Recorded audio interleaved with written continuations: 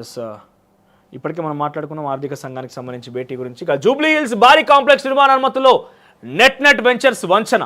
నందగిరి హిల్స్లో 4.7 ఎకరాలను హెచ్ఎండిఏ వేలను దక్కించుకుంది ఓ సంస్థ.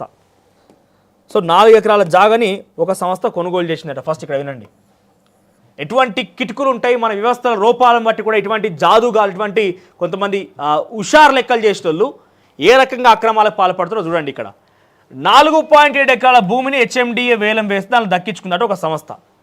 ఓకే, దాని పక్కనే జూబ్లీ హిల్స్ హౌసింగ్ సొసైటీలో ఉన్న మరో 2 ఫ్లాట్లను కూడా కొనుగోలు చేసిందట.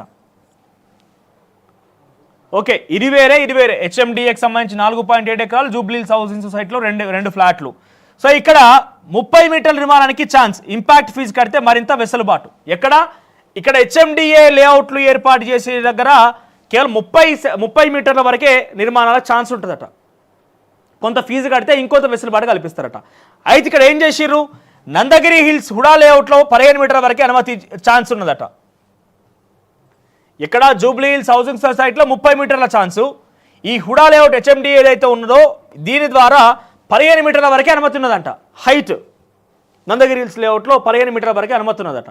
అయితే తాజాగా ఏం చేసిండు ఈయన, ఈ 30 ఏదైతే జూబ్లీ హిల్స్ ప్లాట్లు కొనుగోలు చేసిండో దాంట్లో 30 ఏదైతే అందుబాటులో ఉంటుందో 30 ప్లస్ దీంట్లో 2 కలిపి 45 కట్టుకున్నాడు. అంటే ఈ 2 ఫ్లాట్లో మాత్రమే 30 మీటర్ల వరకు కట్టుకోవాలి హైట్. ఇక పక్కన పోతే 4.7 ఎకరాల్లో 15 మీటర్ల వరకే ఆయన అనుమతి ఉంటుంది. దాని 2 కలిపి 45 మీటర్లు కట్టుకుంటూ వచ్చిందట. వ్యవస్థలో ఉన్నటువంటి ఆ విషయాల్ని, ఆ లోపాలని కొంత చేజెక్కించుకొని కట్టేటువంటి నిర్మాణాలు ఇవన్నీ కూడా ఇటువంటి ఊద కొడితే జర న్యాయం ఉంటుంది. హైడ్రా కొంత మంచిగా చేస్తాను ఉంటుంది. ఏందది, అది మన బీదోలు కట్టుకునే ఇలా మంచి ఆకాశ హార్మ్యాలు కట్టుకొని వాటి నుంచి డబ్బులు సంపాదించినటువంటి పెట్టుబడిదారుల యొక్క వ్యవహారాలు అవన్నీ, పెట్టుబడి వ్యవస్థ అది.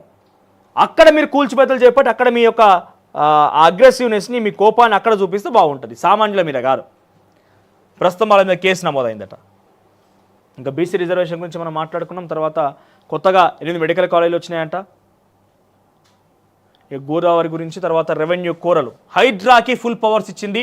హైడ్రాకున్న పవర్స్ ఏంటంటే హైడ్రాలో తాజాగా ఇప్పటికే 15 మంది సిఐలు, 8 మంది ఎస్ఐలు వచ్చేసారట. హైడ్రా ఔటర్ రింగ్ రోడ్ లోపల వరకే కదా.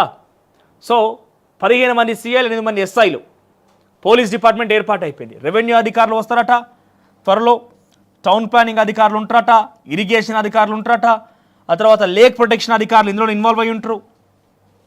సో ఇవన్నీ జరగబోతున్నాయట. ఒక స్పెషల్ టానా అంటే స్టేషన్ నెలాఖరు కల్లా ప్రత్యేక పోలీస్ స్టేషన్ కూడా ఏర్పాటు చేస్తారట. దానికి హైడ్రాకు ప్రత్యేక పోలీస్ స్టేషన్ కూడా ఏర్పాటు అవుతుందట.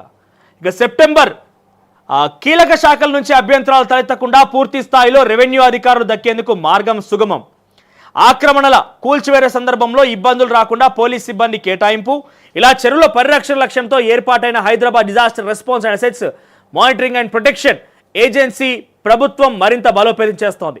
ఈ మేరకు ప్రభుత్వ స్థలాలను సంరక్షణ, చెరువులు, నాలాల కుంటలు ఆక్రమణలపైన చట్టపరమైన చర్యలు తీసుకునేందుకు, అక్రమ కట్టడాలను కూల్చేసేందుకు సంబంధించినటువంటి సర్వాధికారులను హైడ్రా ఇచ్చేందుకు ఫైల్ కదిలింది.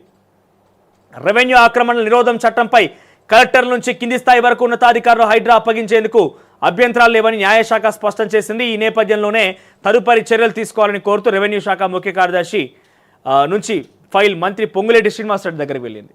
సో మొత్తం మీద వీళ్ళకు స్పెషల్ పోలీస్ స్టేషన్ కూడా రాబోతుందట. హైడ్రాకి ఫుల్ పవర్స్గా మనం మాట్లాడుకున్నాం ఇప్పటికీ. రెవెన్యూ శాఖ అధికారులు, ఇరిగేషన్ అధికారులు, పోలీస్ స్టేషన్లు, పోలీసులు, టౌన్ ప్లానింగ్ వాళ్ళు, సర్వే డిపార్ట్మెంట్ అన్నీ హైడ్రాకి సమకూర్చారు. ఇక హైడ్రా ఇంకొక శాఖ దగ్గరికి పోయి ఇంకో ఇవ్వాల్సిన పని లేదు. ఇకపై ఎవరైనా నోటీసులు ఇవ్వాలనుకుంటే హైడ్రాని డైరెక్ట్గా నోటీసులు ఇస్తుంది. అటుగా హైడ్రాని డైరెక్ట్గా నోటీసులు ఇస్తుంది, హైడ్రాని కూల్చివేస్తుంది, హైడ్రాని ప్రొటెక్షన్ చేస్తుంది, హైడ్రాని డిజాస్టర్ రెస్పాన్స్ కూడా చేస్తుంది.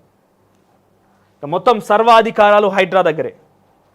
ఇంకొక శాఖల వాళ్ళ ఇన్వాల్వ్మెంట్ కానీ వాళ్ళ సపోర్ట్ కానీ లేకుండా పూర్తిగా హైడ్రా దగ్గరికి అన్నీ వెళ్ళిపోతాయి. ఇందాక మనం చూసినాం.